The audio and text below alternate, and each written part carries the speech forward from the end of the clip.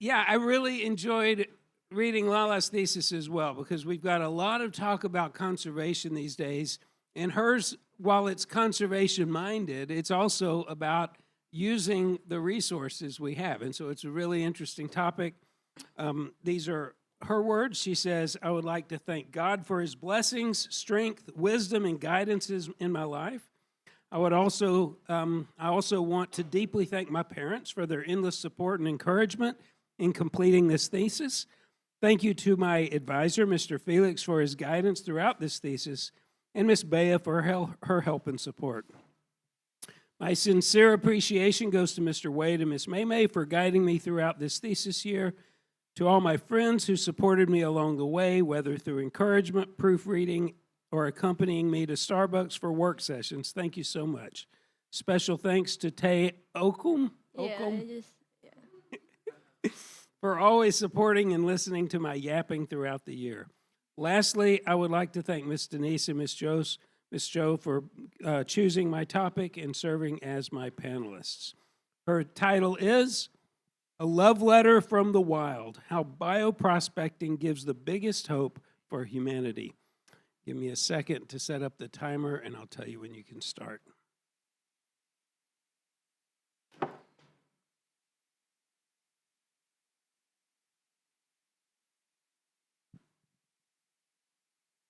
All right, you can start when ready. Grief arrives without warning. It comes unexpectedly when no one is ready.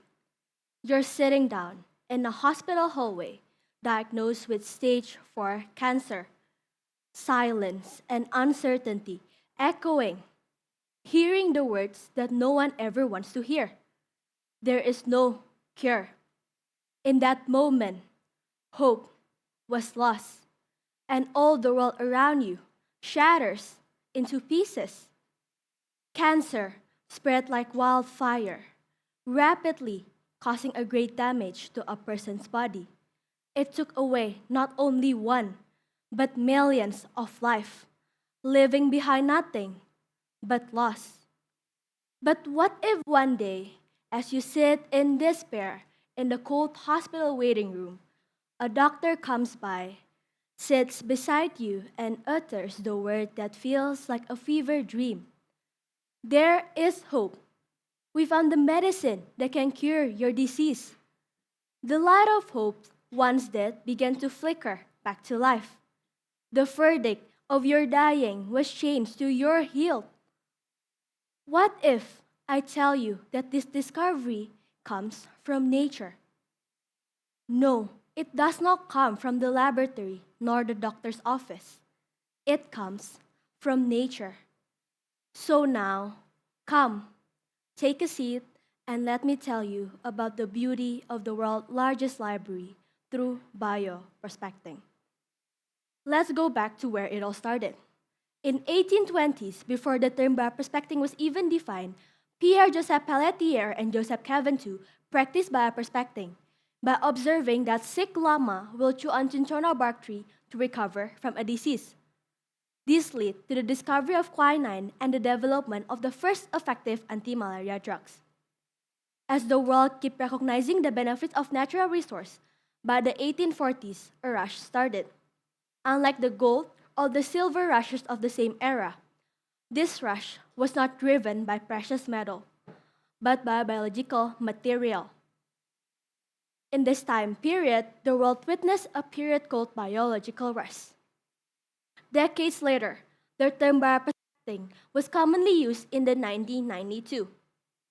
Bioprospecting is defined as the exploration of biodiversity for a new resource of social and commercial value, which is carried out by a wide range of established industry, such as pharmaceutical, manufacturing, algae culture, and many more.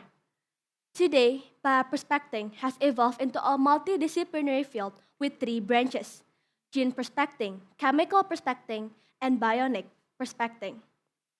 Sadly, despite all the good things bioprospecting has brought to humanity, in the 1950s and 60s, the dark side of bioprospecting began to reveal itself. During that time, a pharmaceutical company developed two key cancer drugs from the Madagascar periwinkle.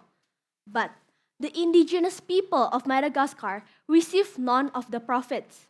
This marked the beginning of biopiracy, which is unethical or unlawful appropriation or commercial exploitation of biological material that are native to a particular country or territory without providing a fair financial compensation to the people or government of that country and territory. And from this, bioprospecting became deeply controversial. While bioprospecting presents ethical concerns such as biopiracy, it also highlights its growing influence across multiple industries. This raises an important question. Why is bioprospecting so significant in today's society? Currently, the world is facing a lot of challenges in various sectors.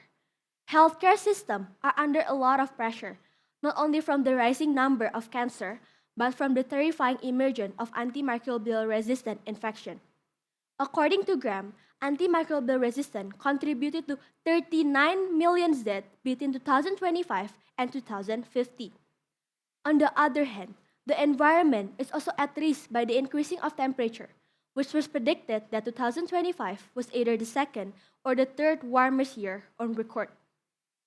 Looking at all of this global trend, it can be perceived that an urgent solution is needed. Despite the established frameworks, the society was divided into two groups of people. One is a group of people who believe that bioprospecting should be pursued globally because it gives benefit for human and the environment.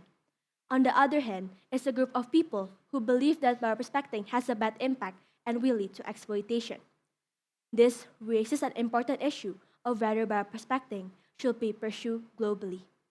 However, this is not the case with strict regulation. With that, far from being exploitative, bioprospecting is an ethically governed and essential practice that must be supported on the world stage for three reasons.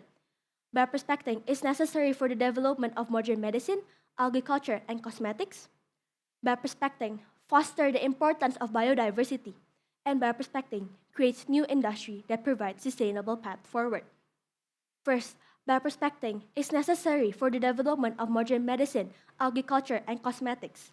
To begin with, bioprospecting provides an opportunity for medical breakthrough by enabling the discovery of new drugs derived from natural compounds.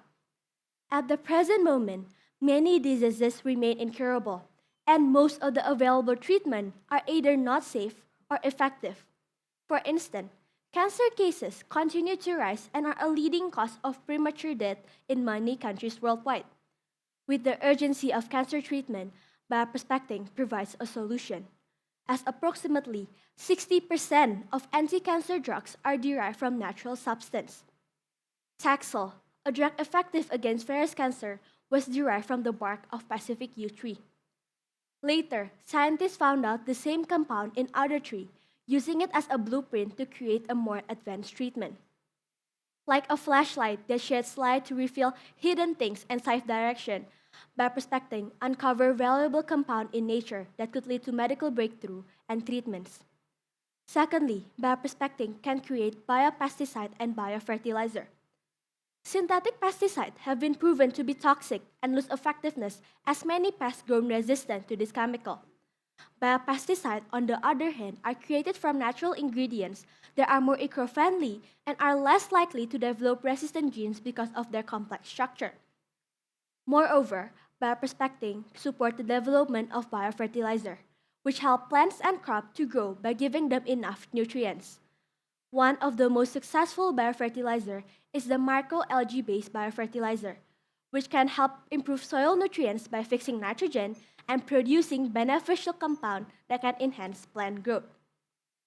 Not only promoting sustainable agriculture, but bioprospecting-driven biopesticide and biofertilizer protect farmers' livelihood, since their crops will not be damaged by pests nor contaminated by toxic material. Beyond medicine and agriculture, bioprospecting is supporting a shift toward clean beauty that drives economic growth. A 34-year-old man came to the clinic with dermatitis caused by methylisothiazolinone from his wall paint in his apartment. This substance is commonly known preservative used in body cares, hair products, and cosmetics. Knowing the harmful effect synthetic product can bring, people nowadays start to shift towards synthetic-free product, with roughly 68% of global users start to shift toward clean beauty. This shift in preference fuels the economic growth as the global natural and organic market size is anticipated to be worth 14.3 billion US dollar in 2026 and projected to be over 27 billion US dollar by 2035. This flourishing commercial application of synthetic free product is the result of modern bioprospecting, which moved beyond traditional farming to identifying the bioactive molecule inside a substance as well as facilitating the safe extraction of the product. Following my first argument, bioprospecting promotes ecological stability by revealing the importance of biodiversity. Bioprospecting increases awareness of biodiversity, which empower people to actively protect endangered species and promote habitat restoration. Data show that as people became more familiar with the term bioprospecting, they are more likely to engage in conservation. In Europe, the percentage of people who know and understand the term biodiversity increased to 71%. Most respondents then believe halting biodiversity loss is important because we have responsibility to care for nature. While in UK, the percentage of people that engage in conservation increased from 5% to 11% in 4 years. This suggests that regardless the differing motivation people had for engaging in conservation, by revealing nature's hidden potential, bioprospecting can raise its public awareness and prove that protecting our ecosystem is not just a moral duty, but it is an essential investment in the future.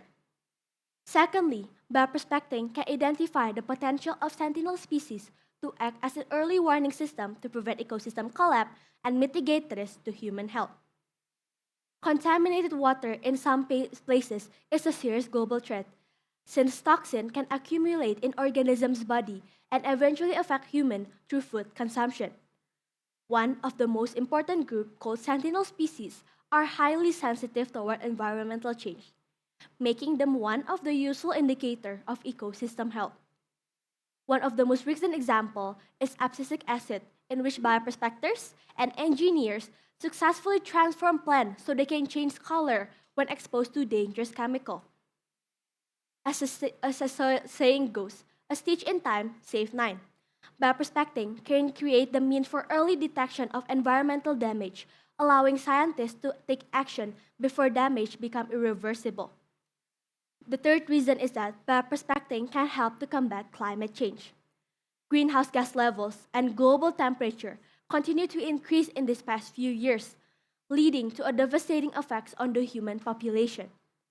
One of the primary catalysts to tackle this is bioprospecting, through the use of microalgae, which will absorb large amount of carbon dioxide through photosynthesis and play a major role in carbon storage in the ocean. Furthermore, bioprospecting will help improve plant resilience in facing climate change by some species of fungi. One example is the arbuscular mycorrhizal fungi, which help plants survive dry conditions by improving root function, making them valuable for agriculture in drought-prone areas. Lastly, bioprospecting creates new industry that provides sustainable path forward, which strengthen local economies, foster international diplomacy, and provide green energy solution. First, bioprospecting boosts local economies by increasing employment rate. South Africa, known as the third largest biodiversity country in the world, performed bioprospecting.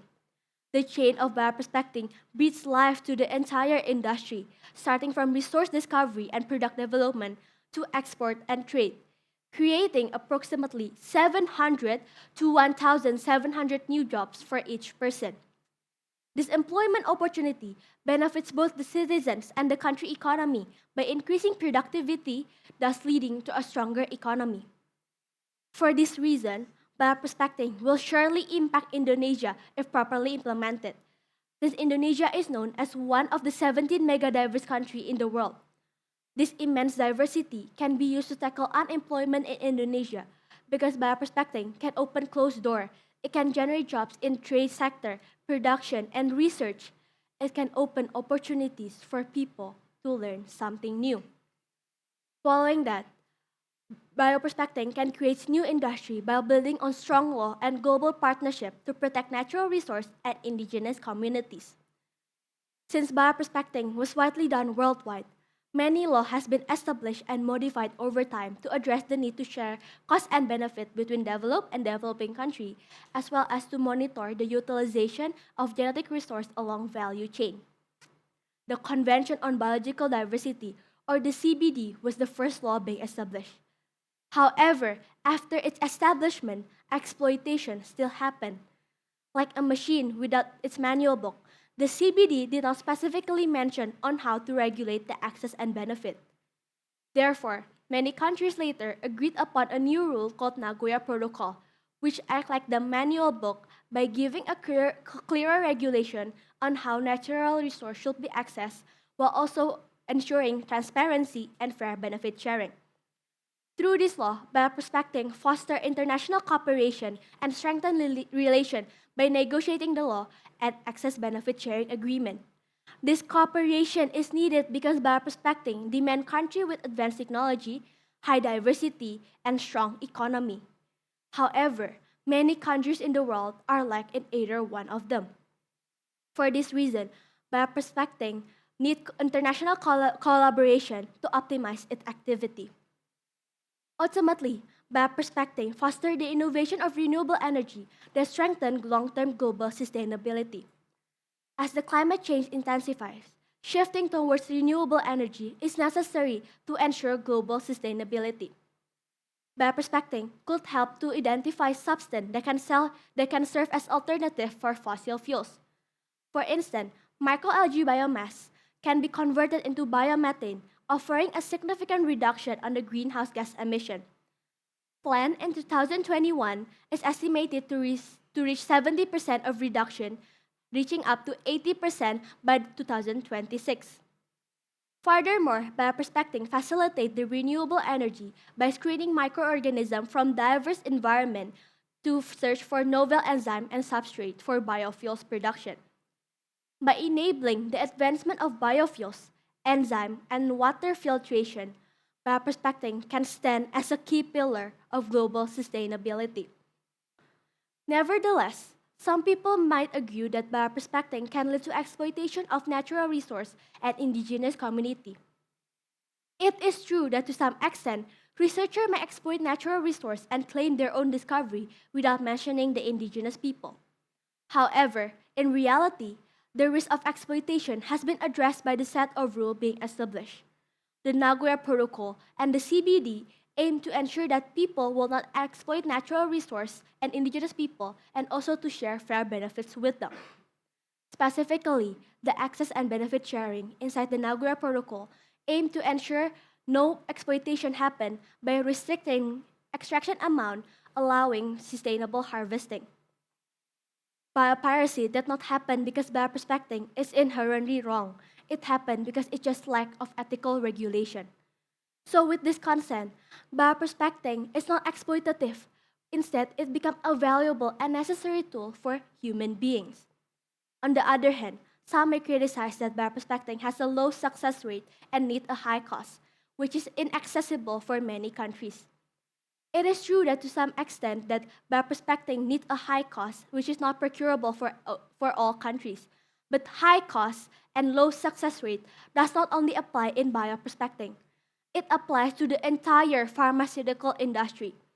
According to the FDA, the average number of drugs approved per year has declined since the 1990s. And the overall clinical success from phase 1 to final phase is only 1 in 10.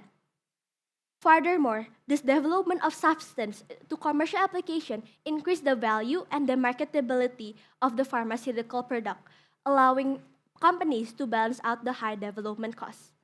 For example, ginger, if we modify it into medicines such as tolak angin, will be higher priced than ginger we found in traditional market.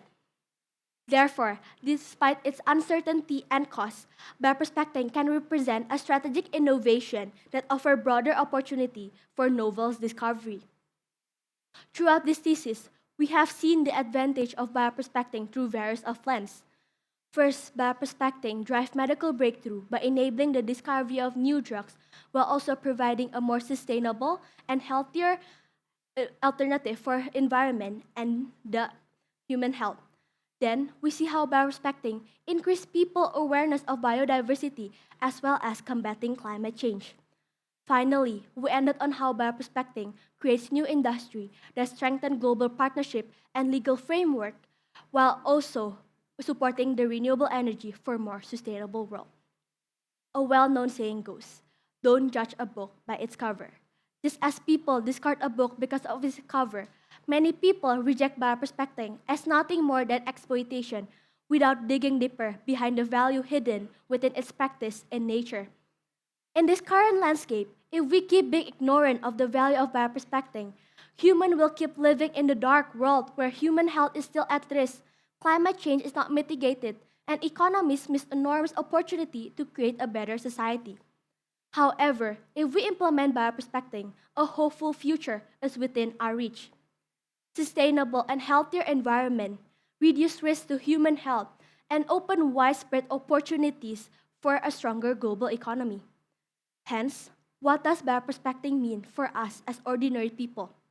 As a regular citizen, we should not stay quiet. Instead of passively enjoying the benefits of natural resource, we can start by learning and knowing more about our own biodiversity, engage in conservation, and alerting people around us on how valuable our biodiversity truly are. Don't be ignorant. Instead, be attentive. Our ignorance may have destroyed the world's largest library. So now, start to spread awareness and make your voice heard. After all, the future depends on what we choose to do today. So the time to act is now. Thank you.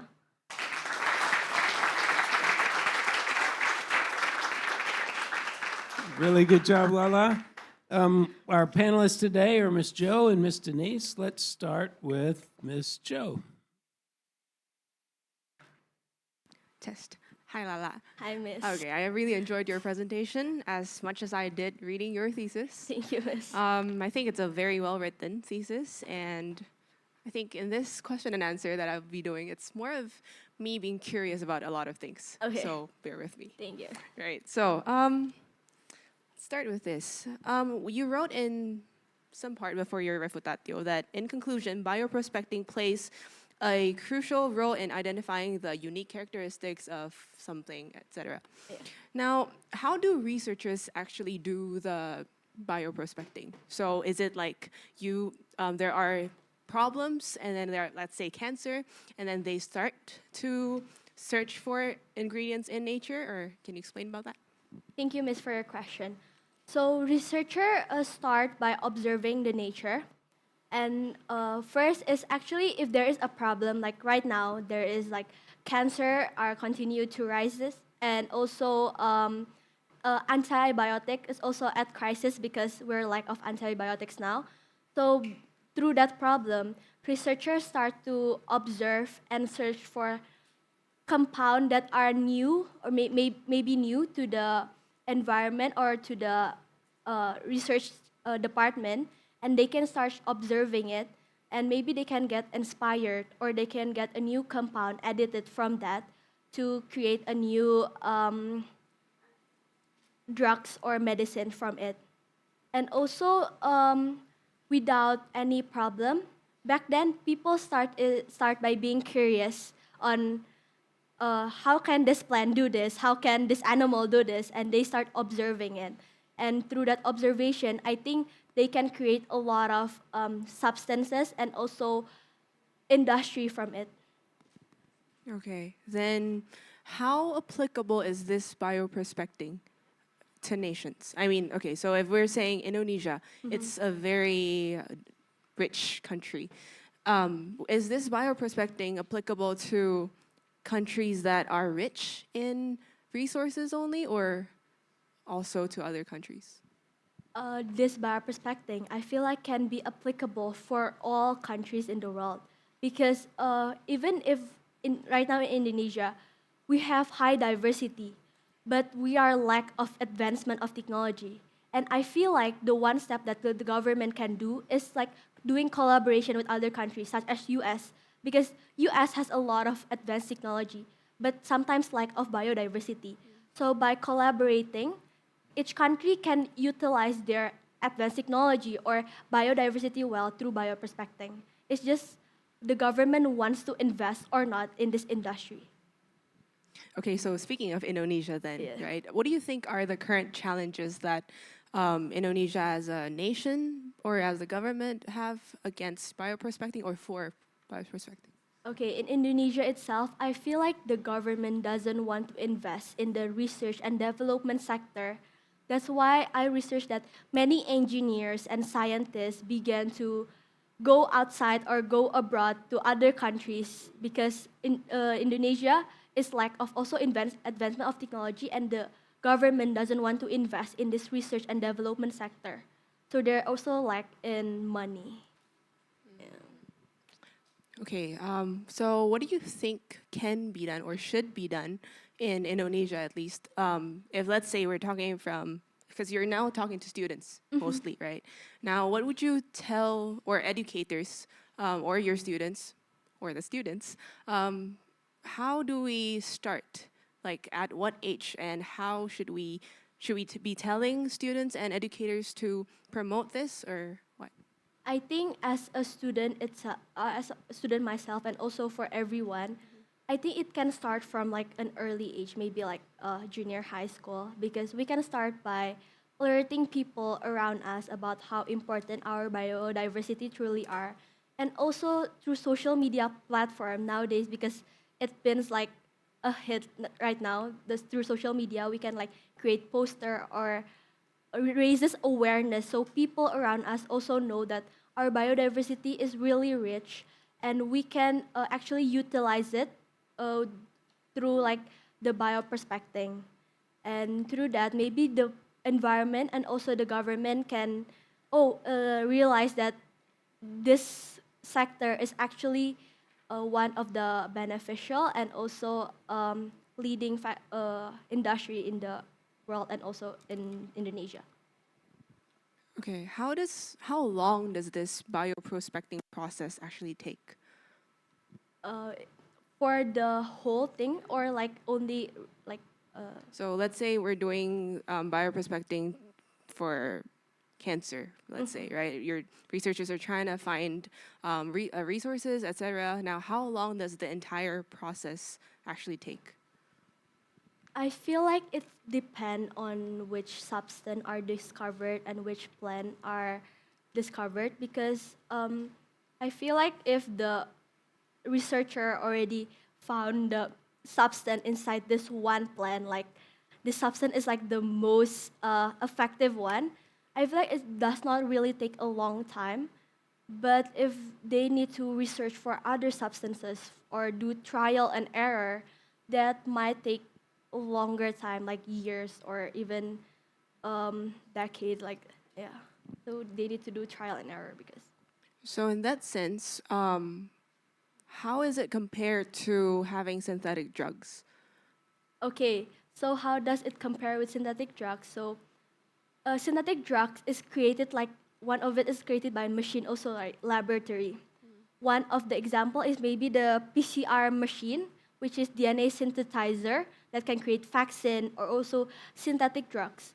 And interestingly, that the synthetic drugs machine was also driven by cryoprospecting.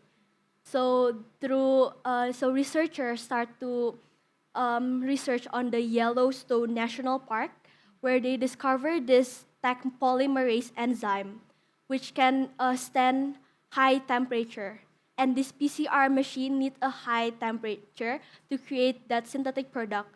So without this bioprospecting also, synthetic product cannot be produced because the machine itself is driven by bioprospecting.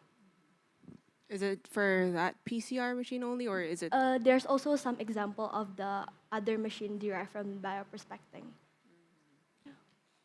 Okay, now can we talk about the price?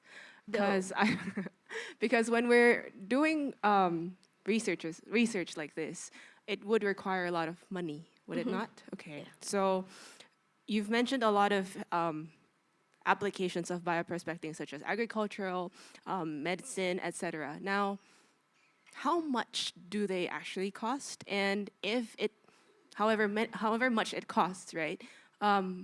Who are the people that are responsible, or responsible to be paying all these money? The people that are responsible for paying all this money is probably the government and also the researcher company or pharmaceutical company, which bioprospecting does require a high cost, but it's like high cost, high reward.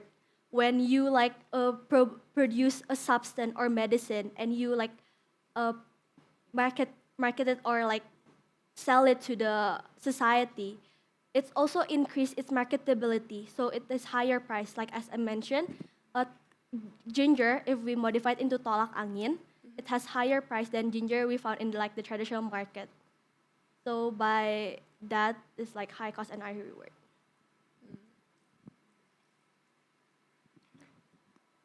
Okay, thank you. I'll stop for now. Thank you. All right, let's go to Miss Denise. Hi, Arielle. Thank you so much for this topic. It was an interesting topic to me because it's something I've really honestly never considered and thought much about.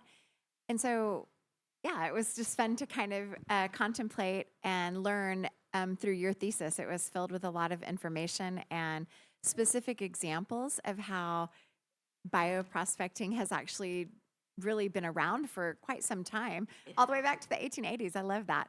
And so I guess I wanted to ask about that. So it seems like in the history of bioprospecting, I don't know that we called it bioprospecting. I think it was accidental discoveries, if I'm not mistaken. So is there a need for us to specifically invest in it, or can we just continue encouraging curiosity with students and schools and scientists? In other words, why does it need like a specific set of money and a specific focus? Why is it not something we just kind of happen upon? Okay, so we need to really invest on bioprospecting because I feel like bioprospecting provides most of the solution we are facing right now. Like for example, like in Indonesia itself, there's unemployment rate, and through investing in bioprospecting, people can work as like in production sector and then research and also trade sector. It can open new jobs for each person, and also with the urgency of resistancy in antibiotics and even right now cancer, even there's resistant to anti-cancer, bioprospecting provides a solution by like providing a broader opportunity for novel discovery. And also right now, for example, like for cancer, for antibiotics, the as Owen mentioned, right now there is like that bacteriophage therapy. But to find the right bacteriophage, we need to do bioprospecting from seawater or like sewage or basically environment around us to determine which bacteriophage can be used to tackle. Yeah, I'm glad that you Bacteria. brought that up because I was actually going to ask you about that because you have a couple of your peers have given thesis presentations that are actually kind of interrelated with your topic. And so I was thinking about Owens. And so did that discovery happen because of bioprospecting, or was it just happened upon? Bacteriophage itself, I feel like it's just a discovery found by scientists or researcher, but to find the one that do the phage therapy or the bacteriophage itself is through bioprospecting, because bacteriophage is like specific, right, to one bacteria. Okay. So to find that specific bacteria that can kill, you need to do bioprospecting to find it. Yeah, so then remind me and refresh my memory of what bioprospecting is, because in my mind, I'm thinking, like, how is that different from just mining natural resources for things, right? So Okay. how is bioprospecting different from just mining for materials like nickel that we need to make cars or things like that? Okay, so bioprospecting is we search for biological diversity for new resource of social and commercial value. And it's not the same as like mining because through bioprospecting, it also the raw material need to undergo extraction and also strict screening process from also the FDA to like approve or not if this substance can actually be implemented or used for people. Okay, so bioprospecting is more specifically focused and targeted towards medicine. Toward not only medicine, but also I feel like yes, right now is medicine, but also can be used for biofuels production. But it is from the natural resource like plants, microorganisms, fungi, and animals. Yeah. Right.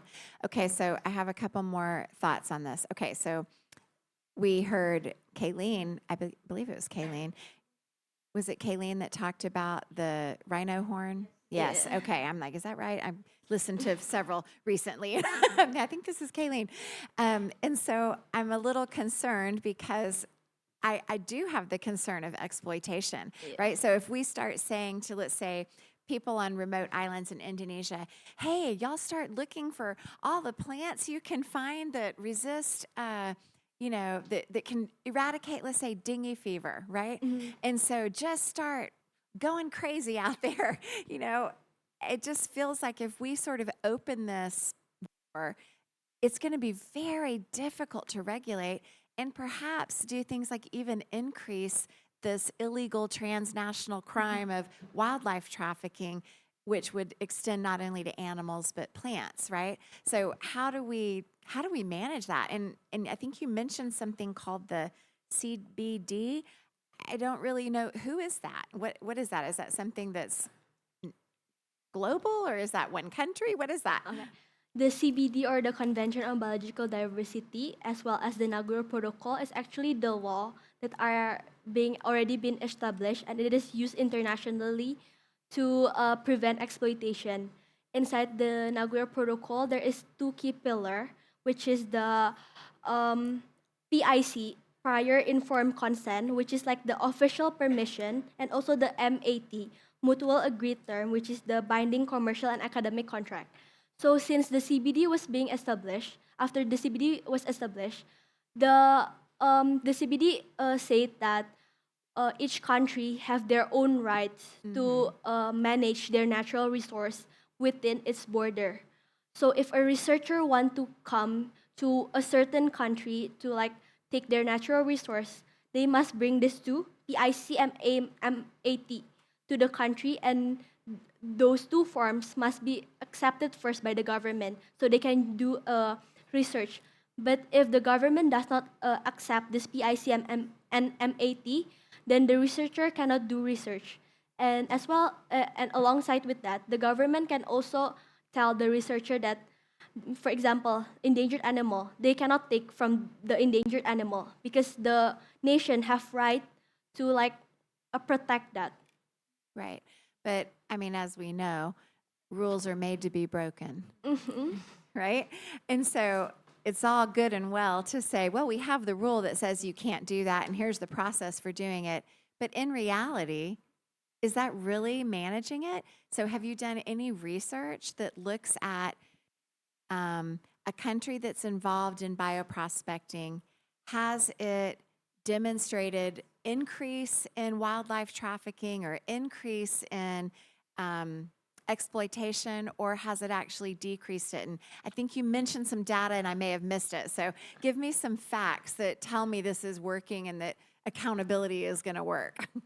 Okay, so I did not do research in one certain countries, but I do research in general that after the Nagoya Protocol, specifically in the 2013, if I'm not mistaken, biopiracy has decreased. The people start decrease. So yeah, Is that globally or what? I mean, what does that mean? It's decreased. globally, Okay. decrease. Yeah. Because it sounds like it's a Japanese named.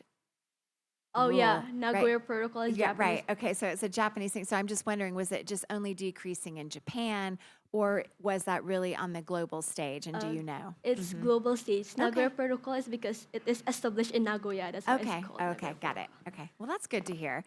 So I have another question that has to do with just perception. Okay. I think you mentioned in the beginning, especially with like cosmetics or in terms of medicines, we have a perception right now, especially in our society, that we kind of want to go green and support the earth. And so natural is better than man-made. And I'm wondering, is that really always true? Is something that's coming from nature always safer than something that's manufactured in a lab? Okay, to address that, it's not true because I feel like toxicity and allergic reaction is subjective to each person. One person use like the same substance or same product can react differently because of their skin sensitivity. And then I'm not saying that natural is good, but nowadays people think like that. Yeah. But it's not always true because Right. even synthetic product like I forget the name of cancer drug which is made synthetically. Yeah. It is more precise than the natural made right now. Right. Yeah. So thank you for acknowledging that so that we're sort of perhaps your argument is capitalizing on a perception that's not necessarily based in reality. Yes. So yeah, okay, I got it.